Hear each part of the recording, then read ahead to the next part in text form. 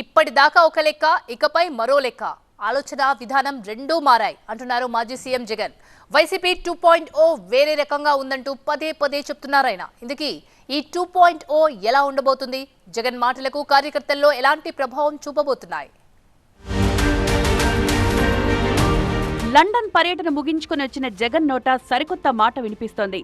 అదే వైసీపీ 2.0. ఈ వైసీపీ 2.0 పై 3 రోజులుగా వైసీపీ శ్రేణులతో పాటు ఏపీలో పొలిటికల్ చర్చ జరుగుతోంది. మొన్న విజయవాడ కార్పొరేటర్లు ముఖ్య నేతల సమావేశంలో తొలిసారిగా ఈ 2.0 కామెంట్లు చేశారు.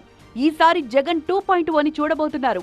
కార్యకర్తల కోసం జగన్ ఎలా పనిచేస్తారో మున్ముందు చూపిస్తానన్నారు మాజీ సీఎం జగన్. ఒక నాయకుడిగా, ఒక పార్టీ నాయకుడిగా, ఒక లీడర్గా, కార్యకర్తలకు ఒక తండ్రిగా చేయగలిగింది బహుశా నా దృష్టిలో నేను తక్కువ చేసినానని నాకు అనిపించింది. ఎందుకు అనిపించింది అని అంటే ఈరోజు వైఎస్ఆర్సీపీ కార్యకర్తలు ఈరోజు పడతా ఉన్న బాధలు చూసి, ఈరోజు చంద్రబాబు నాయుడు అనే వ్యక్తి వాళ్ళకు పెడతా ఉన్న కష్టాలను చూసి, నిజంగా వాళ్ళను చేస్తూ ఉన్న హెరాస్మెంట్ని చూసి, ఇవన్నీ చూసినాక వాళ్ళకు మంచి చేయాలి. తొలి విడతలో ప్రజల కోసం తాపత్రయం పడ్డా వారికి మంచి చేసే విషయంలో కార్యకర్తలకు ఎక్కువ ప్రాధాన్యత ఇవ్వలేకపోయా. ఇప్పుడు వైసీపీ కార్యకర్తలను కూటమి ప్రభుత్వం పెడుతోన్న కష్టాలు, బాధలు చూస్తున్నా. వైసీపీ కార్యకర్తలు ఇబ్బంది పెట్టిన వాళ్లను ఎట్టి పరిస్థితుల్లోనూ వదలను, ఎక్కడున్నా తీసుకొచ్చి చట్టం ముందు నిలబెడతానని అన్నారాయన. వాళ్ళ మీద ఎవరైతే జులుం ప్రదర్శించినారో వాళ్ళందరికీ బుద్ధి రావాలి. పోలీస్ డ్రెస్ ఉంది కదా అని చెప్పి నీ ఇష్టం వచ్చినట్టుగా నిన్ను ఇల్లీగల్గా అరెస్ట్ చేయకూడదు. There's got be some account of responsibility. అలాంటి వాళ్ళతో, ఆ అన్యాయం చేసిన వ్యక్తితో, అన్యాయం చేయబడిన వీళ్లకు సెల్యూట్ కొట్టించి క్షమాపణ చెప్పిస్తాం. ఒకవేళ అలా చేయకపోతే చట్టం ముందు నిలబెట్టించే కార్యక్రమం చేస్తాం. ఇలా ప్రతి ఒక్కరికి కూడా గవర్నమెంట్ అంటే మీకు తోడుగా ఉంటుంది అన్న నమ్మకం కలిగించే విధంగా ప్రతి అడుగు వేస్తాం. వైసీపీకి రాజకీయ ప్రత్యర్థులుగా ఉన్న పార్టీలన్నీ కూటమై సార్వత్రిక ఎన్నికల్లో సర్వశక్తులు ఒడ్డి వైసీపీని ఘోరంగా ఓడించాయి.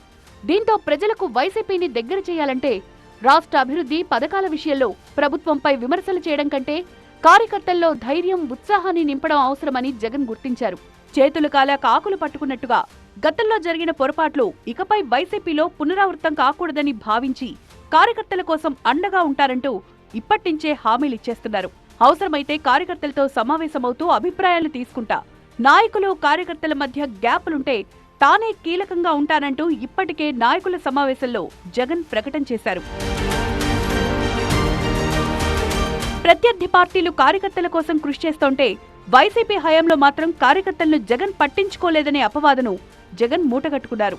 కార్యకర్తలకు ఆర్థిక వనరులు చూపించకపోవడం, వాలంటరీ వ్యవస్థ ద్వారా కార్యకర్తలను ప్రజలకు దూరం చేయడం, డీబీటీలు తెచ్చి రాజకీయంగా గుర్తింపు లేకుండా చేయడం లాంటివి కార్యకర్తల్లో అసంతృప్తికి కారణమయ్యాయి. ఓటమి తర్వాత చాలా నియోజకవర్గాల్లో వైసీపీ జెండా పట్టుకునేందుకు సైతం కార్యకర్తలు వెనకడుగు వేస్తోన్న పరిస్థితి.